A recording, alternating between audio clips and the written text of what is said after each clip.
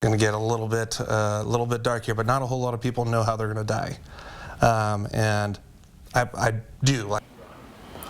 At only 32 years old, Andrew Keating is battling stage 4 colon cancer. This cancer specifically is affecting more millennials and even starting to affect Gen Z patients. Despite this very serious diagnosis, Keating says he's focused on spending time with his 3 children and making as many memories with them and his wife as he can. Bronte Sorotsky joins us live in studio with ways Keating is using his faith to guide him and his family through his cancer diagnosis. Well, when Keating was told he had stage 4 colon cancer, he admits he was in shock.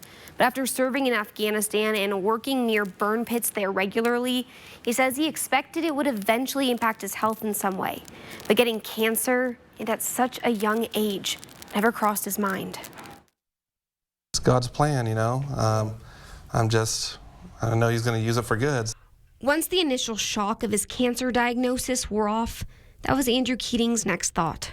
The now 32-year-old was diagnosed with stage 4 colon cancer in 2021 and believes it's from his time serving in Afghanistan.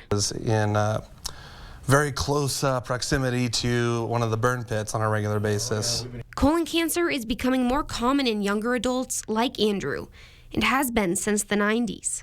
We don't know exactly what the reason for those are. The reasons hypothesized are growing obesity in the country, decrease in fiber in our diets, increased processed foods. Despite receiving a severe diagnosis at a young age, Andrew says he's still able to view life with a positive outlook and credits his faith. Kind of given me a clarity on things, like I'm going to get a little bit dark here, but not a whole lot of people know how they're going to die, and I do, not 100%, but I do, and so I've become a lot more bold in my faith. Andrew says he first noticed something was wrong when he felt pain in his liver and couldn't stop vomiting. His doctor says with this increase in younger people being diagnosed, there are symptoms that you should look out for. If they're having blood in their stool, that's definitely a warning sign that we're worried about. And so that would be one thing. If people are having persistent abdominal pains.